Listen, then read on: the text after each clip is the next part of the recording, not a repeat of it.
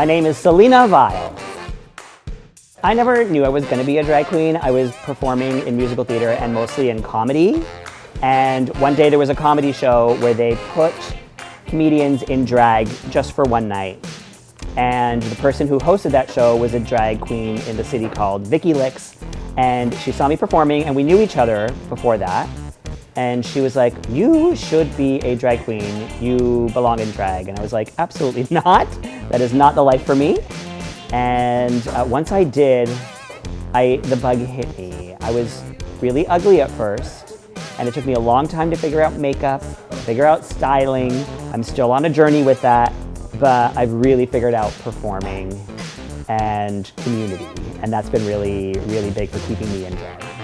So through drag, I have connected primarily to my culture, because immediately when I chose my drag name, I went with Selena, which is Mexican, from Selena Quintanilla, the singer, and my mother is from Mexico, and I grew up with her music.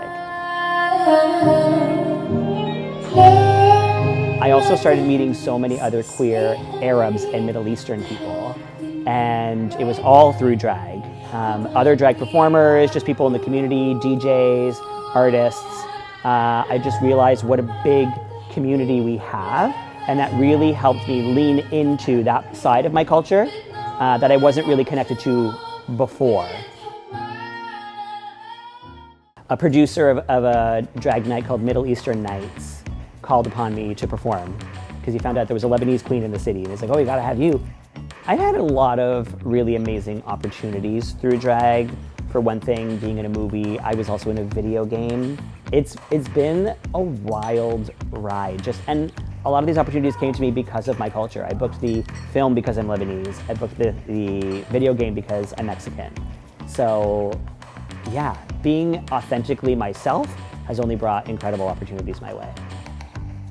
I would say the biggest fear when I started out in drag was my family finding out, because having a Mexican Catholic family and a Lebanese Orthodox family, it's not really something that we talk about.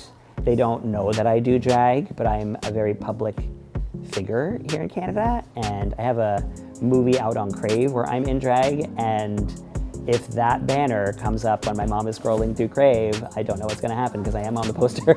So yeah, keeping a secret identity, a hidden double life, that's probably been the most difficult thing for me. Primarily, it's a feel-good thing. It makes everybody feel great about themselves. It makes them feel safe. It makes them feel comfortable. I hear it a lot from people being like, someone today was like, "I love that you have a beard because we're here to mess with gender norms," right? And also, some women have beards, some women have facial hair, right? And what is a woman? Please give it up for my very special guest of Very Good Friday, Adrianna Exposée! My name is Adrianna Exposée.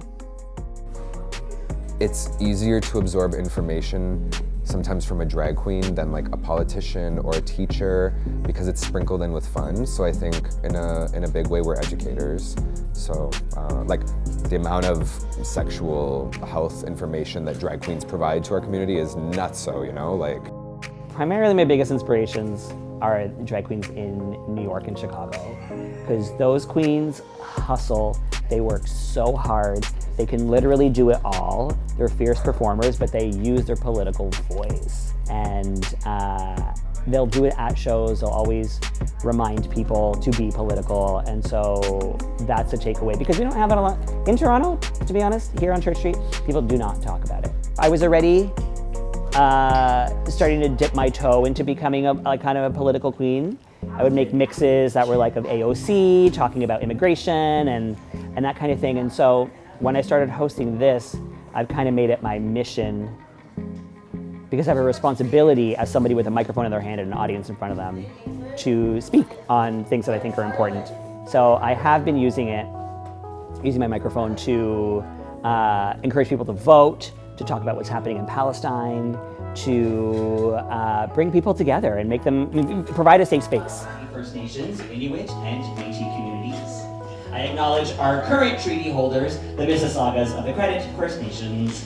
This territory is subject of the Dish with One Spoon, Walk Commonwealth Covenant. I was doing a storytime gig when I was literally like 20 or 21 years old, and we had some religious protesters come and like they were incognito as like audience members. And so I started just reading my book, whatever, and they stand up and they go, what do you think about, you know, you're gonna be cast into a lake of fire and all this crazy stuff. And, you know, I was like 20 years old and I stuck up for like, not even myself, but like the other people there. I've definitely been working very hard to like make sure that the things I believe in are said online.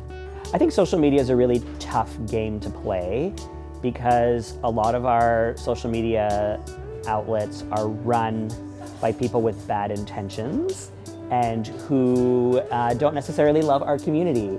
So it is very difficult on there to put out content that people will see and that will reach an audience. Drag literally provides the kind of catalyst for bringing people out. People love to come to a drag show and just have a good time. And that is in itself a political act. It is just, our existence is political. Our existence is queer people, first of all, and then to put on a costume is also a movement. I love when families come to the brunch, when queer parents bring their children, or when straight parents bring their queer children and show them, look, there's other people like you, there's other people who come together and can have a great time together and you can have a future. Or if the children are not queer, being like, this is okay. I'd say drag definitely helped me find myself because there's a clear divide of who I am out of drag and who I am in drag, but it doesn't mean I can't take my strengths that I have in drag and make them available to me day to day. So a lot of times I'm a little more introverted day to day.